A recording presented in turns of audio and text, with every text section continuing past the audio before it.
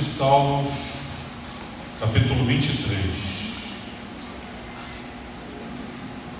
Com certeza, esse é o salmo mais conhecido,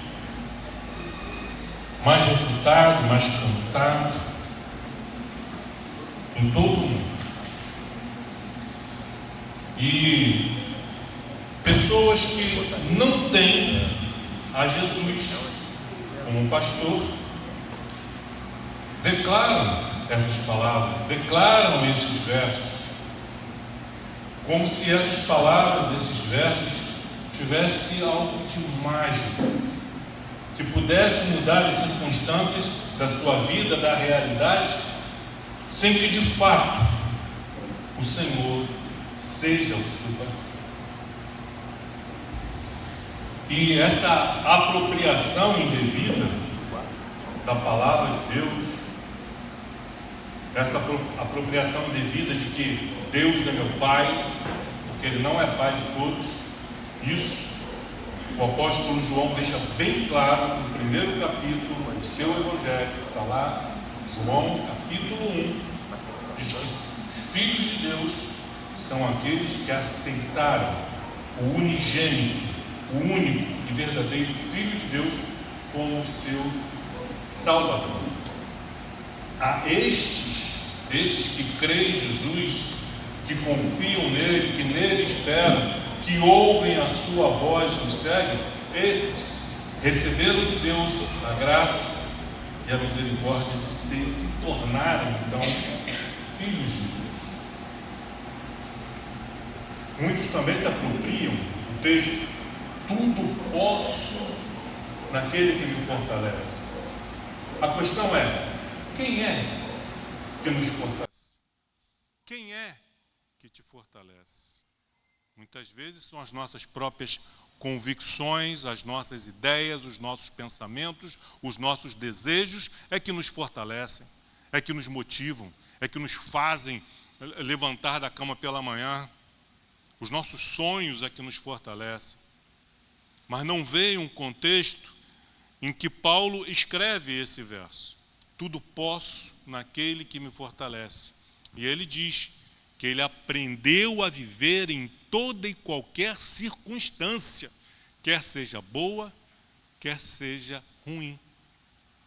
Há pessoas que não sabem viver em circunstâncias boas. Quando estão em bons dias, em bons momentos, já não veem tanta necessidade de orar, de buscar a Deus, de ler as Escrituras. Afinal de contas, está tudo bem, não sabem viver. Há outros que não sabem viver no dia mau, começam a murmurar, a reclamar, a culpar Deus pelos seus sofrimentos, ignorando que muitos deles são consequências das suas decisões, das suas escolhas, da sua desobediência à palavra de Deus. Então, que Deus verdadeiramente nos ensine a viver em toda e qualquer circunstância. Que o Senhor venha, de fato, ser o nosso pastor.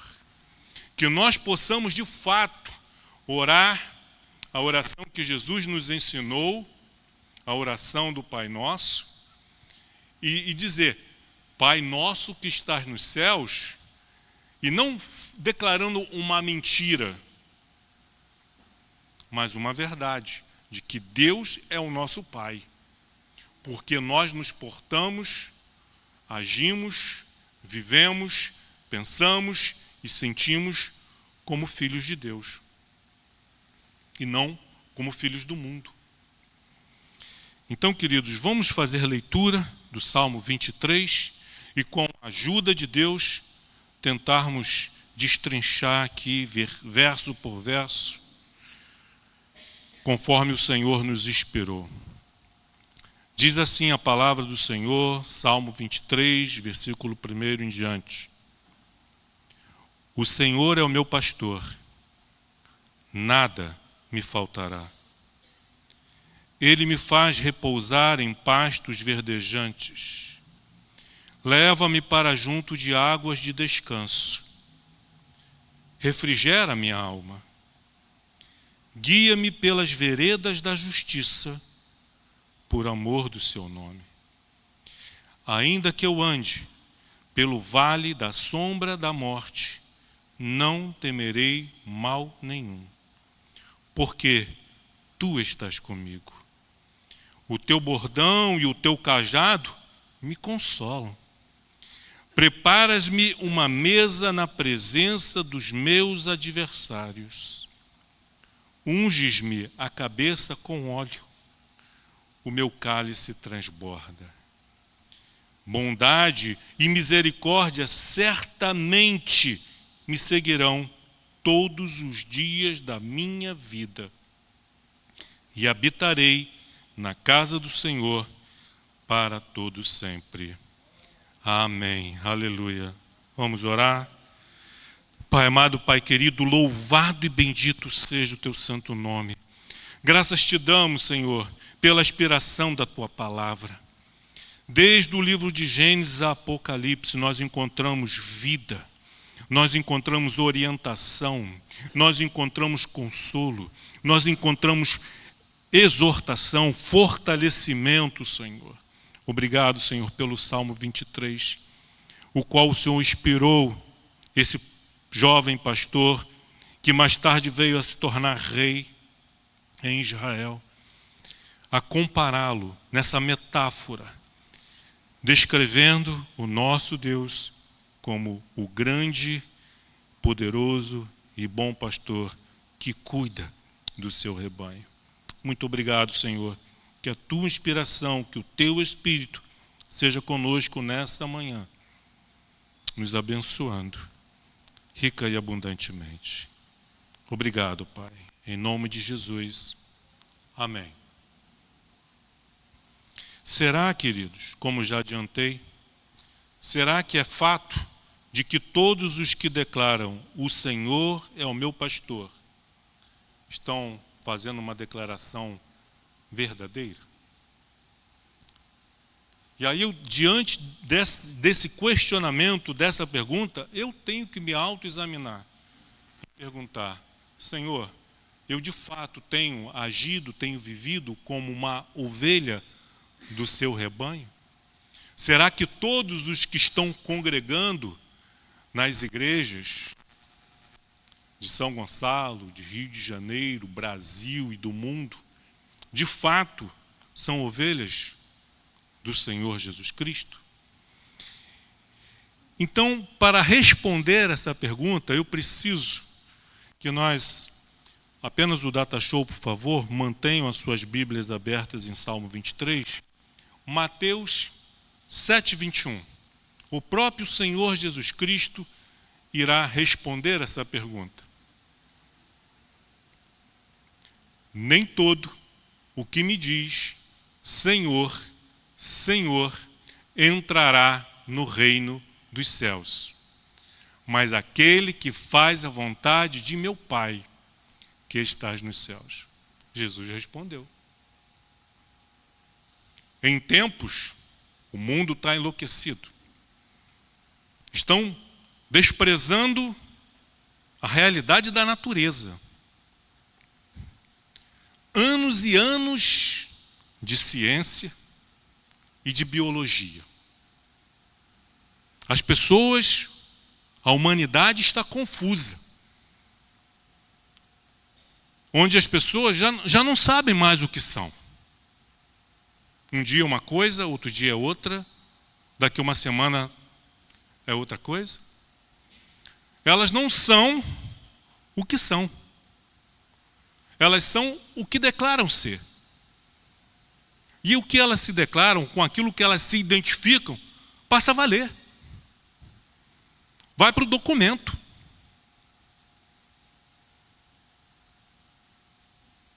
Assim também é no mundo espiritual. As pessoas estão confusas. Hoje creem em Jesus, amanhã estão compartilhando coisas de Allan Kardec, no outro dia coisas do Buda, no outro dia coisas do islamismo, No outro dia, pensamentos filosóficos de ateus, que negam a existência de Deus, totalmente confusos, mas domingo estão na igreja, dizendo: o Senhor é o meu pastor. Ainda no Evangelho de Mateus, capítulo 10, verso 7, palavras do Senhor Jesus. Acho que é a referência aí, deixa eu ver, Mateus 10, é o capítulo 10, deixa eu só confirmar aqui o versículo.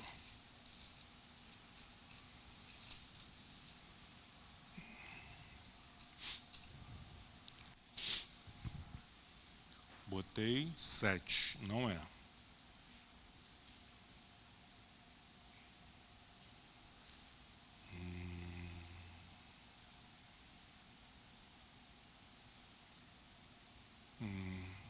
Não é. Não é Mateus 10. Bom, vamos então para João 3, que é o mesmo texto, só que no Evangelho de João.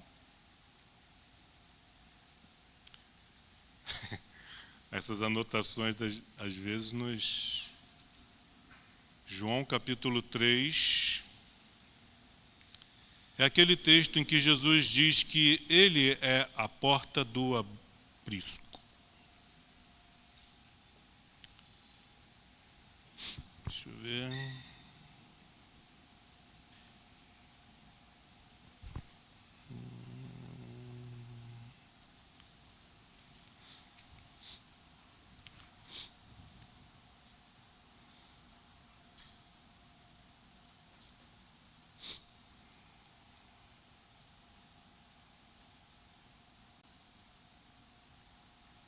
Também.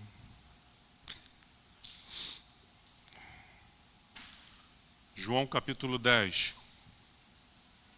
Devo ter trocado. Devo não, troquei, com certeza. João capítulo 10, versículo 9. Eu sou a porta. Se alguém entrar por mim, será salvo. Entrará e sairá e achará pastagem. Nos apriscos mais humildes, mais simples, a porta era o próprio pastor. Ele tinha um cercadinho, colocava as ovelhas ali dentro daquele aprisco e ele ficava naquela parte aberta ali. Ele era a porta. Ninguém passava por ele, nem entrava, nem saía, se não pertencesse a seu rebanho. O salteador, o ladrão, o lobo não tinham como passar, porque ele era a porta. E dentro dessa metáfora de pastor e ovelha, Jesus se autodeclara: eu sou a porta. E se alguém entrar por mim, será salvo. Entrará e sairá e achará pastagem. Ainda em João 10, versículo 14,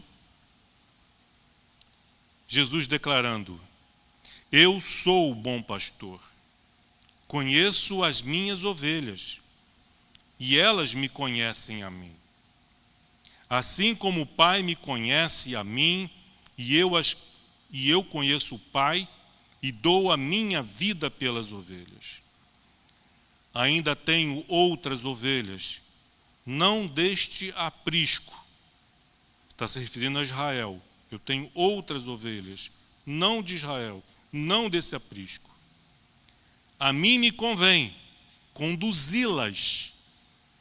Elas ouvirão a minha voz, então haverá um rebanho e um pastor. Então, dentro desses versículos que nós lemos aqui, de Mateus 7, 21 e João capítulo 3, Jesus, usando dessa metáfora também, como o salmista usou no Salmo 23, nós podemos ter algumas respostas a essa pergunta inicial. O Senhor é o meu pastor? Eu conheço a voz de Jesus? Nós conhecemos? Você conhece? Nós conseguimos distinguir a voz do bom pastor e do falso pastor? Do verdadeiro Jesus Cristo e do impostor? Conseguimos? Mas como conhecer a voz do bom pastor? Ouvindo, tendo convivência, tendo comunhão, caminhando com ele, conhecendo aquilo que ele ensinou, aquilo que ele pregou, a respeito do reino dos céus, a respeito da verdade, da justiça, do amor, da equidade. E aí, quando nós ouvimos algo diferente, as ovelhas de Jesus dizem: essa voz não é de Jesus. Essa voz é do impostor. É do falso Jesus. É do mercenário. É do ladrão. E vejam como ouvir a voz já está na história da humanidade. O que foi que Deus disse para o primeiro casal? Não comam da árvore do conhecimento do bem e do mal. Mas eles não deram ouvidos à voz do seu Criador, do seu Deus. Antes deram ouvidos à voz da serpente. E todos nós conhecemos as consequências, sofremos as consequências e participamos do mal. Porque adquirimos o conhecimento do mal, mas também do bem. Era um marco, era um divisório. A obediência à palavra de Deus nos gera o conhecimento do bem, da verdadeira justiça, do que verdadeiramente é verdade. Mas a desobediência gerou no homem o conhecimento para o mal. Por isso que é natural, é da natureza humana pensar o mal, maquinar o mal, desejar o mal, por causa da queda. O nosso DNA espiritual foi contaminado pela desobediência. Então, se de fato queremos que o Senhor seja o nosso pastor, nós temos que, primeira coisa, identificar a sua voz. Tendo contato, comunhão com as Sagradas Escrituras, com o seu Espírito, colocando em prática aquilo que nós já conhecemos da verdade. Para que, na medida que a gente for caminhando com Jesus, a gente vai adquirindo mais conhecimento, mais sabedoria. Quem não sabe nadar, quem tem pouca intimidade com a água ou com o mar, fica só na beiradinha. Água na altura do joelho, da cintura, está muito bem. Porque não tem comunhão, não tem contato com a água. Não tem experiência com o mar. Se vai para um local de piscina, fica lá no meio das crianças. Por quê? Não tem comunhão com a água. Assim é no oceano do Espírito. Quem não tem comunhão, quem não tem contato, quem não caminha com Deus, fica sempre com a água na altura do joelho, da cintura. Mas na medida que a gente vai tendo comunhão com o nosso Deus, com o nosso pastor, nós vamos nos aventurando nas experiências espirituais, nos aventurando com segurança, ouvindo a voz do bom pastor. É comum em praias, quando o mar está mais agitado e as pessoas inadvertidamente vão além do que deveriam, aí aparece um salva-vidas com um apito, apitando, chamando a atenção da pessoa e mandando ela sair, porque ela está num local de perigo. assim também é a voz do bom pastor. Na Bíblia, Deus não usa apito, mas Ele usa as trombetas, nessa metáfora das trombetas, anunciando, advertindo. As trombetas podem dizer, com o seu toque, as pessoas que têm familiaridade com os toques, os sinais da trombeta, ele vai ouvir a trombeta, opa, esse é sinal de avance. Daqui a pouco a trombeta, esse é sinal de pare. Esse é sinal de recue. Esse sinal nos avisa que o inimigo está vindo. Já esse outro sinal está nos dizendo que amigos estão chegando. São trombetas. O Apocalipse fala dessas trombetas. E nós conseguimos diferenciar as trombetas? Conseguimos ver os sinais? O Senhor é o meu pastor. Nós precisamos conhecer a sua voz, entender a sua orientação. As minhas ovelhas, disse Jesus, elas ouvem a minha voz e seguem-me. Por isso que tantas pessoas ouviram a voz de Jesus e não o seguiram, porque não eram ovelhas do seu aprisco. O Senhor é o meu pastor. E eu tenho que aprender a conhecer a sua voz, o seu chamado, a sua orientação e obedecer, praticar. E aí então, o Senhor, sendo de fato o meu pastor e eu me tornando verdadeiramente uma das suas ovelhas, nós podemos declarar: nada me faltará, nada nos faltará. Mas só que o impostor pega a palavra de Deus e distorce. Nada nos faltará. E apontam para um caminho de uma falsa prosperidade, de uma falsa alegria, de uma sensação de bem-estar e de segurança, que não procedem do verdadeiro pastor, do bom pastor, que dá a vida pelas suas ovelhas. Nada me faltará. E os próximos versos do livro de Salmos vai pontuar algumas coisas que não vai nos faltar.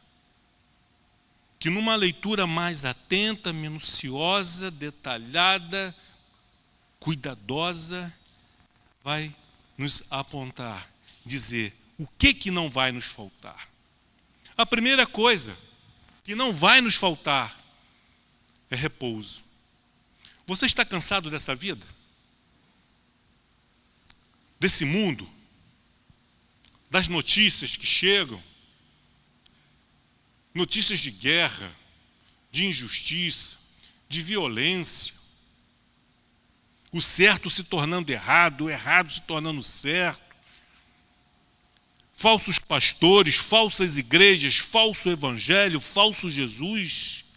Você está cansado das suas lutas, dos seus problemas, das suas dificuldades, das suas tribulações. Está cansado. Mas quando o Senhor é o nosso pastor, não nos falta repouso. Ele sabe quando nós não estamos mais aguentando. Ele sabe. Ele sabe quando nós estamos fazendo manha, como aquela criança que deu 2 passos e já está pedindo colo. Não está cansado, só está com preguiça.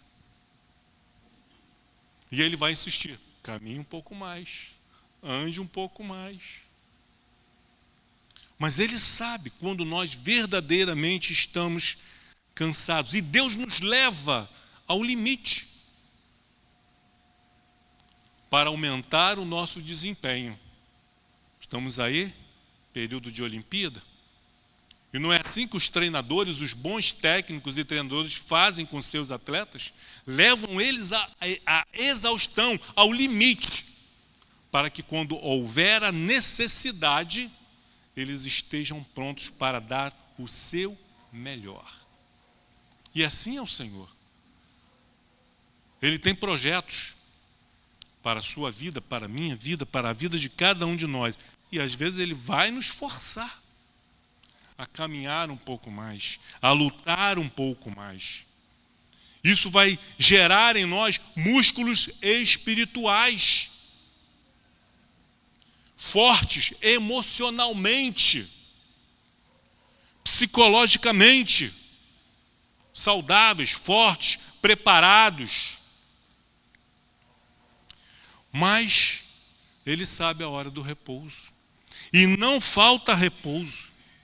O cristão, ele não morre por exaustão. Porque o seu Senhor, o seu pastor, o levou além do limite. Você talvez esteja se sentindo assim, nessa manhã. Você que nos acompanha, talvez esteja. Eu cheguei ao meu limite. Eu não aguento mais. Ao invés de dizer, eu não aguento mais, e ao invés de pedir, Senhor, repouso, peça a Ele forças. Senhor, me dê mais forças. Senhor, me prepare. Eu quero ir mais. Não vou desistir agora. Vou continuar. Vou perseverar. E Ele vai nos dar forças. Vai nos dar sabedoria. Vai nos dar estratégia. Isso não vai faltar. Nada me faltará. Não faltará sabedoria. Não faltará conhecimento. Não faltará força. Não faltará repouso. E vai chegar uma hora que vai vir um alívio. Virá o repouso. Mas depois que o tempo do repouso terminar, como foi com Elias, Elias chegou no seu máximo. Estava na exaustão. Já não estava aguentando mais. Deus lhe deu repouso. Deixou ele descansar. E depois, Elias chega, já dormiu bastante, já descansou bastante. Eu ainda tenho missões para você. E Deus passou e deu a Elias incumbências que ele deveria cumprir antes de ser arrebatado e levado aos céus, numa carruagem de fogo. Talvez você esteja assim, precisando de repouso. Se Deus não te deu ainda, peça forças. Senhor, me dê forças, forças. Me dê sabedoria. Quando chegar a hora certa, Ele te dará, Ele me dará, nos concederá esse repouso. E não é em qualquer lugar. Não de qualquer maneira. Esse repouso se dará em pastos verdejantes. Deita aí mesmo. Não, mas em pastos verdejantes, pastos seguros, pastos onde há abundância de alimento. Então, o sustento espiritual, material e emocional é a segunda coisa que nós encontramos aqui no Salmo 23, de que não vai nos faltar. Deus jamais deixará que um filho, uma filha, uma das suas ovelhas, do seu aprisco, fique sem repouso e sem o sustento. Ele sabe que nós precisamos do alimento, do pasto verdejante. Leva-me para junto das águas. Ele vai saciar, Ele vai suprir as nossas necessidades básicas. Isso não vai nos faltar. O repouso, o sustento, a orientação. O cristão, ele não fica desorientado, sem saber o que fazer. Por um momento, nós podemos ficar. E agora, Senhor, o que eu faço? E a palavra de Deus diz, dobra o joelho e ora. Adora. confia, aguarde no Senhor, e a orientação virá. Não se precipite, não fique ansioso, não fique preocupado. Irmãos, eu não estou pregando apenas para vocês, eu estou pregando para mim também. Nós somos feitos do mesmo material, do mesmo elemento, nós somos barro. E ficamos, sim, fragilizados, cansados, exaustos. Ficamos, às vezes, confusos, sem saber o que está acontecendo. Mas você e eu podemos encontrar no bom pastor, no Senhor, que é o nosso pastor, o repouso, o sustento e a orientação. Isso não vai nos faltar. Um cristão, quando está desorientado, sem saber o que fazer, é porque ele não está consultando a Deus. Ele está consultando a tudo e todos, menos a Deus. Confie no Senhor, que é o nosso bom pastor. Me faz repousar em pastos verdejantes. Leva-me para junto das águas de descanso. Você está cansado? Não está aguentando mais as suas lutas? Deixe o bom pastor te levar para junto das águas de descanso. Deixa de ser teimoso, de ficar se debatendo, achando que você sabe mais do que Deus. Nós não sabemos. Descanse nos braços do Senhor, deixe o bom pastor te pegar no colo, ou te orientar com a sua vara e com o seu cajado. Ele aponta o caminho. Interessante que os patriarcas, Abraão, Isaque e Jacó, eles eram pastores, cuidavam de ovelhas. Moisés foi criado no palácio por 40 anos, recebendo instruções para se tornar um bom príncipe, quem sabe até um faraó do Egito. Mas foi necessário Deus levá-lo para o deserto e passar 40 anos tratando de ovelhas como pastor. E aí Deus disse: Moisés agora está pronto para ser o pastor do rebanho de Israel.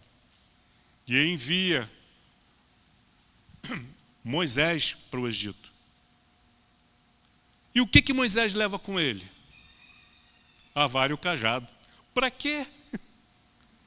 A ferramenta dele de trabalho quando ele está com ovelhas, mas ele agora não precisa mais do cajado, da vara e do cajado, porque ele está indo para o Egito agora cumprir uma outra missão. Ele não vai para lá pastorear ovelhas.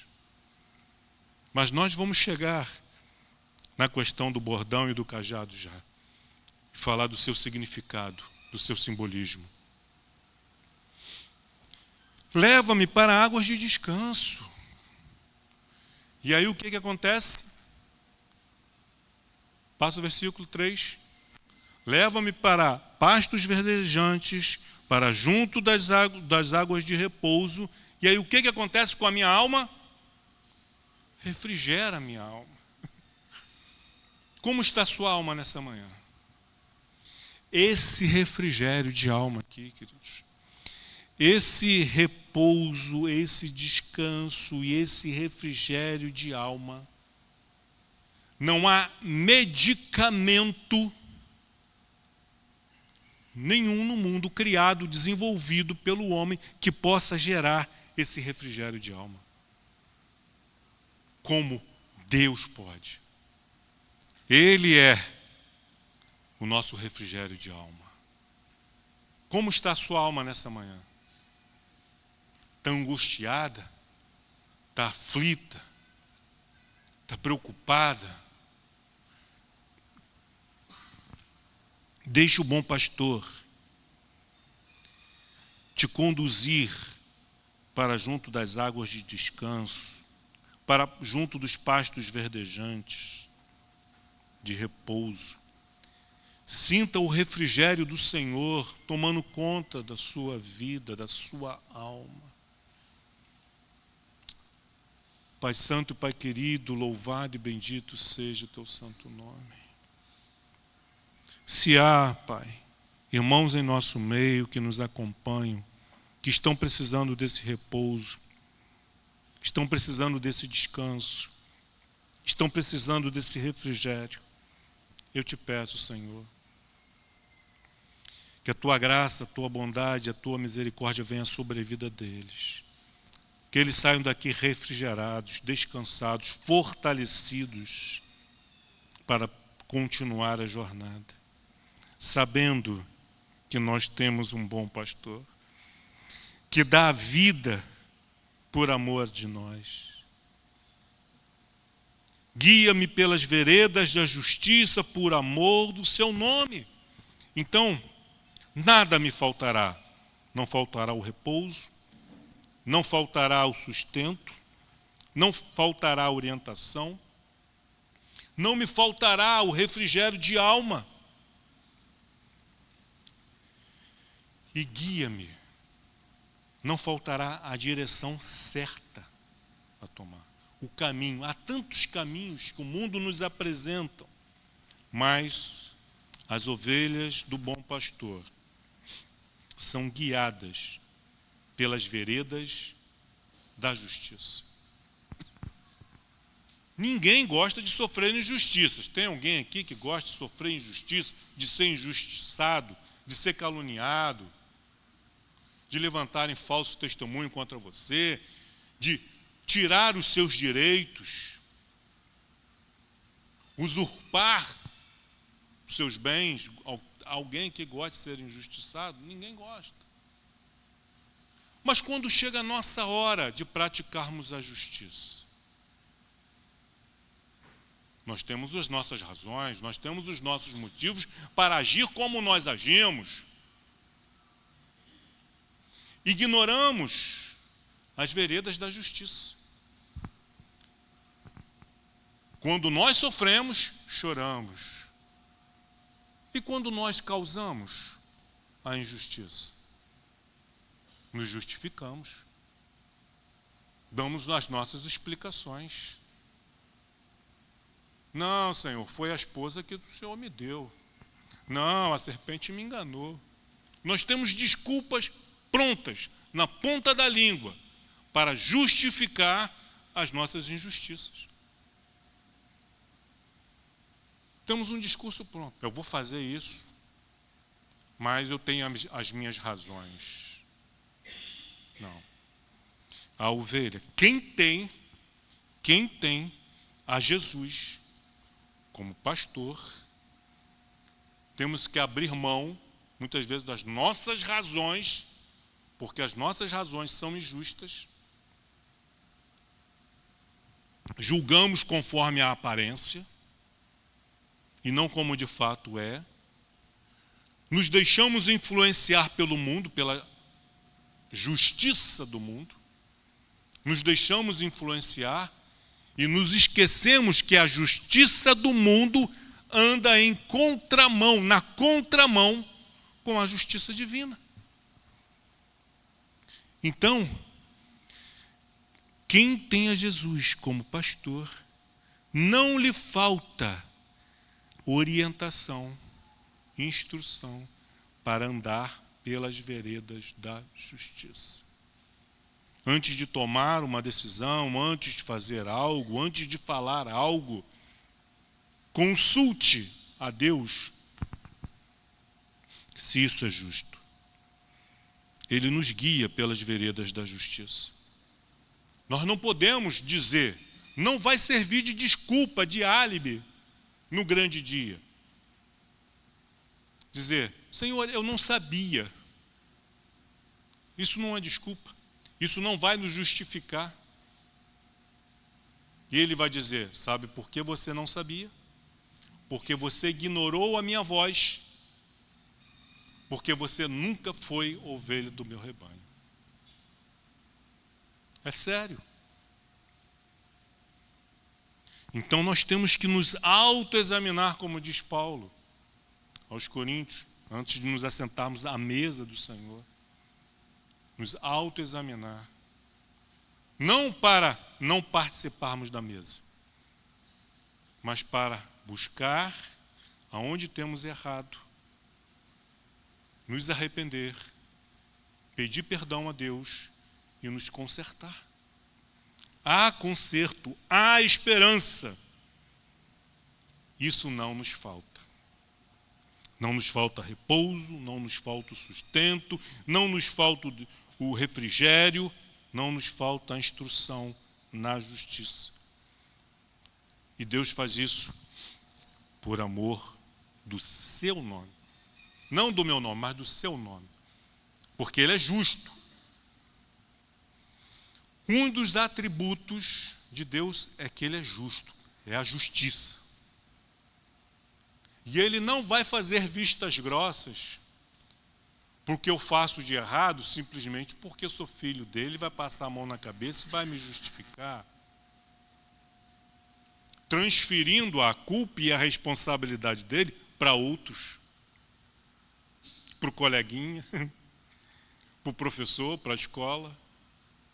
Não. Meu filho, você errou. Papai já conversou com você a respeito disso. Você sabia, você fez, agora vai sofrer as consequências. Por seu próprio bem, para a tua correção, para que isso não se repita, para que você não faça mais. Não falta correção para os filhos de Deus. Não falta correção para as ovelhas do bom pastor. Isso nós podemos dizer, não me faltará. Não nos faltará. Versículo 4. O que mais não nos faltará?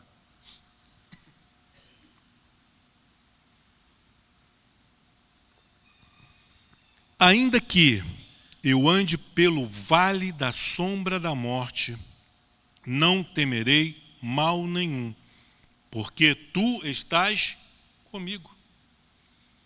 Não nos faltará a presença de Deus, porque Ele está conosco. Entramos no vale da sombra e da morte, Deus não vai dizer, o bom pastor não vai dizer, agora é por tua conta, segue o teu caminho, vai por conta própria. Não, Ele está conosco. Ele vai nos, ainda que todos nos abandonem, uma coisa que não nos faltará é a companhia de Deus, nos guardando, ainda que eu ande pelo vale da sombra da morte, não temerei mal nenhum. Vale da sombra da morte. Não é o vale da morte. É o vale da sombra da morte. O que é o vale da sombra da morte? É o vale das ameaças.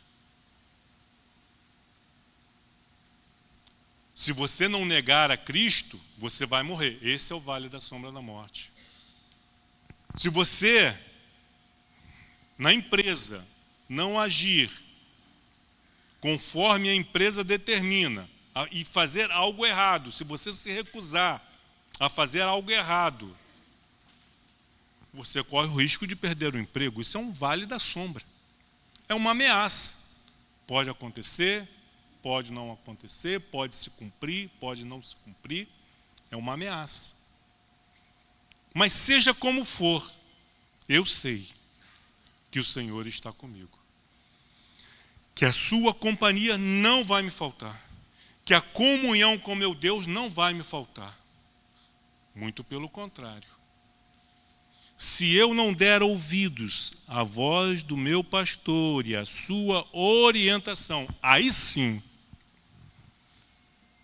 a companhia dele vai me faltar. Porque eu estou em desobediência, estou em rebeldia.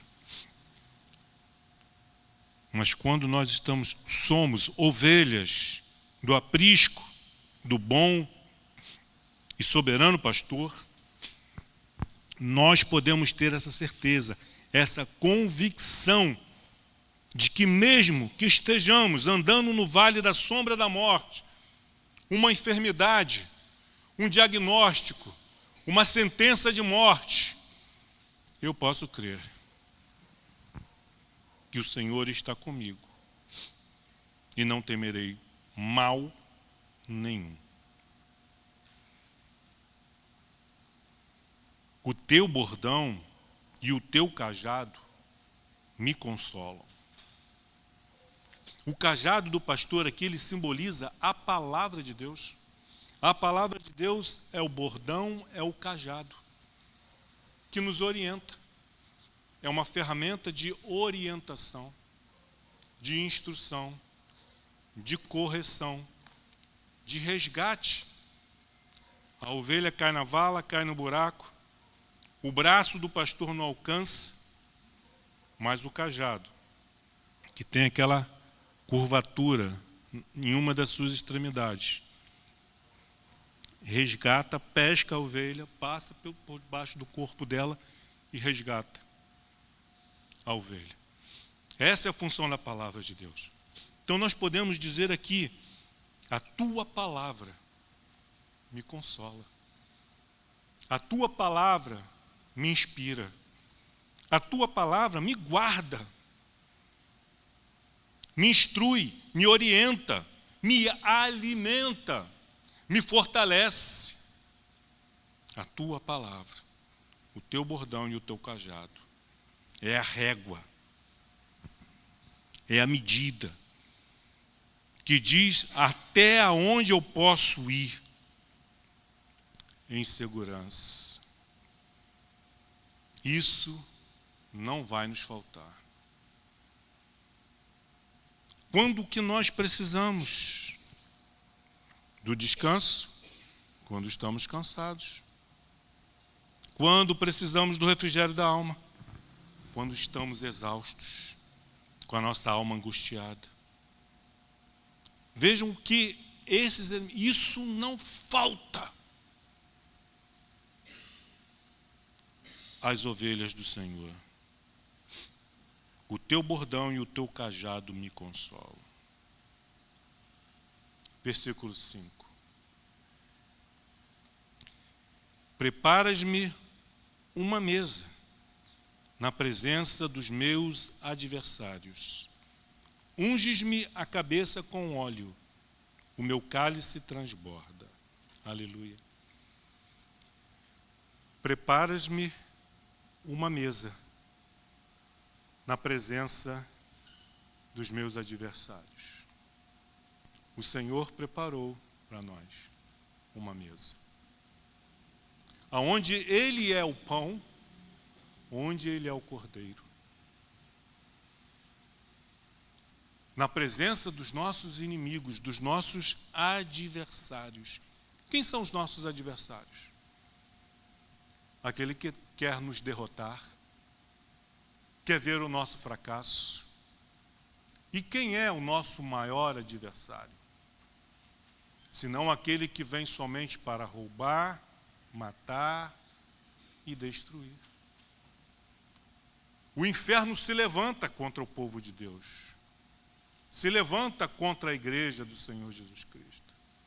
Como tem se levantado. Vocês têm visto os sinais? Vocês têm ouvido as trombetas? Ou acha que não tem nada a ver? O que está acontecendo no mundo não tem nada a ver. Isso sempre aconteceu. Sim, sempre aconteceu. Mas está se intensificando. É como as dores do parto. Jesus fez uma metáfora também falando a respeito da sua vinda, da sua segunda vinda, como ilustração, as dores do parto. A mulher, quando a criança está próxima do seu nascimento, começa a sentir contrações. Mas as contrações são leves, são espaçosas. Mas quanto mais vai se aproximando o momento do nascimento da criança, essas contrações vão se intensificando. vão ganhando dor. E aquele espaço que era maior vai diminuindo. Senti uma contraçãozinha aqui, outra daqui a umas 8 horas, mas nada. Mas daqui a pouco a contração começa a vir mais forte e mais frequente, mais intensa. E vai se intensificando até que a criança nasce. Assim são as contrações que nós estamos vendo, estamos sentindo. As coisas estão se intensificando. E, infelizmente, muitos estão dormindo, não estão atentos. Precisamos falar a respeito disso? Não para criar pânico. Precisamos falar disso para alertar a igreja, despertar a igreja que está dormindo. Tratem de colocar azeite nas lâmpadas de vocês.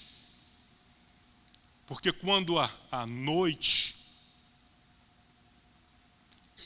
das trevas mais tensas chegarem, tenhamos as nossas lâmpadas acesas. E não percamos as bodas do Cordeiro. Não fiquemos do lado de fora, juntamente com aqueles que não se prepararam. As lâmpadas, o azeite, está à nossa disposição. Isso não vai nos faltar. Para quem busca o Espírito Santo. Preparas-me uma mesa na presença dos meus adversários. Essa mesa representa a nossa salvação, a nossa vitória, o nosso triunfo, que não é nosso, é de Jesus. Ele venceu. E porque Ele venceu, podemos descansar e confiar e glorificar a Deus. E Ele nos prepara uma mesa. E diz, comei e bebei dela todos vós, pois este é o meu corpo e o meu sangue, que é dado por vós. O Senhor nos preparou e tem nos preparado uma mesa farta, onde nada nos falta. Tudo o que nós precisamos para ter uma vida triunfante, não sem luta, não sem tribulação, não sem dificuldade, mas triunfantes, Ele coloca à nossa disposição. Nada nos faltará. Precisamos apenas ouvir e obedecer. Ouvir e crer. Ouvir e praticar.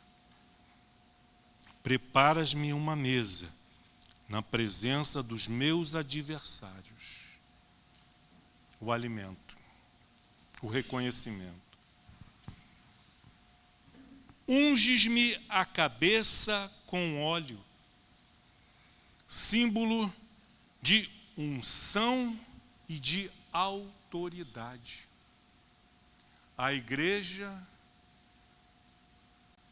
os membros da igreja, os cristãos, eles têm esse óleo, símbolo do Espírito Santo, que foi derramado abundantemente na inauguração dessa nova era, a era do Espírito Santo, há 2000 anos atrás, em Atos 2.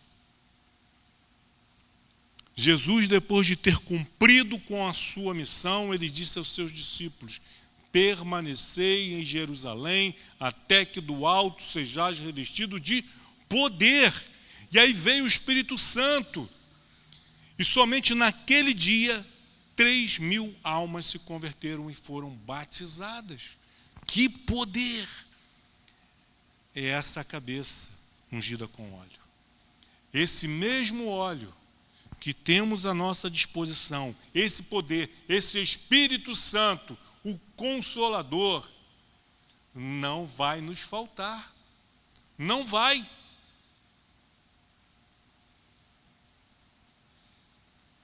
O meu cálice transborda. O vinho, símbolo de alegria. O vinho é símbolo de alegria. Nós não precisamos da alegria que o mundo dá, da paz que o mundo dá. Nós não precisamos. As ovelhas de Jesus não precisam da alegria, da bebida, das drogas. A igreja do Senhor Jesus Cristo não precisa do alívio de drogas. Porque o Espírito Santo refrigera a nossa alma. Nos dá descanso, nos faz repousar, nos dá poder e autoridade para repreender o mal. Eis que vos dou poder e autoridade contra as enfermidades, contra os espíritos malignos.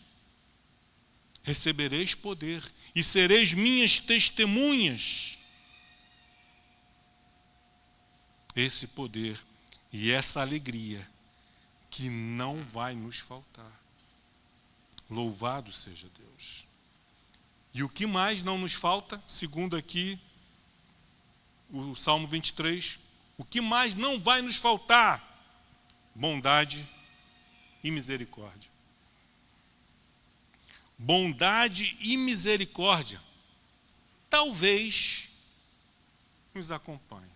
De vez em quando. Não. Bondade e misericórdia, certamente. É a questão da fé. A bondade de Deus está comigo. A sua misericórdia me acompanha. Me seguirão. Eu sigo a Cristo. Eu acompanho o bom pastor. Eu ouço a sua voz e o sigo. E o que vai me seguir? Bondade e misericórdia. Agora, se o pastor vai para lá, Jesus vai para lá, e eu venho para cá, eu não posso contar com a presença da bondade e da misericórdia. Jesus vai à frente, eu sigo a Jesus, e o que acontece? O que não vai nos faltar? Bondade e misericórdia. Certamente me seguirão. Quem precisa de bondade? Quem está sofrendo da maldade. Bondade e misericórdia são coisas também que não são merecidas. Nós não fazemos por merecer. A bondade de Deus, ela é derramada sobre nós porque Deus é bom. Ele nos concede misericórdia porque Deus é misericordioso. Não é porque nós somos merecedores. Mas há uma condição de ouvir, obedecer, seguir. O Senhor é o meu pastor, nada me faltará. Bondade não me faltará. Misericórdia não me faltará. Certamente me seguirão todos os dias da minha vida. Dias bons, dias maus. Não é porque estamos passando em dias ruins que a bondade e a misericórdia de Deus nos abandonou. Isso não é verdade. Certamente me seguirão todos os dias da minha vida. E habitarei na casa do Senhor para todo sempre. Habitarei na casa do Senhor para todo sempre. O que mais não nos faltará? A salvação, a vida eterna. Se o Senhor, de fato, se nós fizermos de Jesus, de fato, o nosso Senhor e o nosso pastor, não nos faltará o repouso, não nos faltará o descanso, não nos faltará o sustento, não nos faltará a instrução, não nos faltará a comunhão,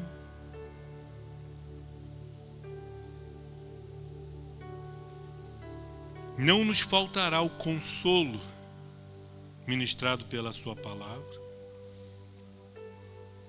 Não nos faltará a mesa, não nos faltará o pão, não nos faltará o vinho, não nos faltará a unção, o poder, a autoridade.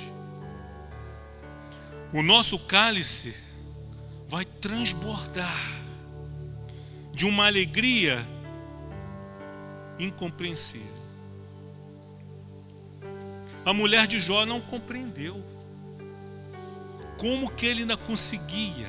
Ele estava sofrendo, sim, é claro, evidente, mas ela não conseguia entender por que o homem naquela situação, naquele estado, tendo passado tudo que passou, ainda continuava na sua integridade adorando a Deus. É uma alegria que é, humanamente falando, incompreensível. A bondade e a misericórdia do Senhor não nos faltará todos os dias da nossa vida, e também não nos faltará a salvação. Eu poderia estar em qualquer outro lugar,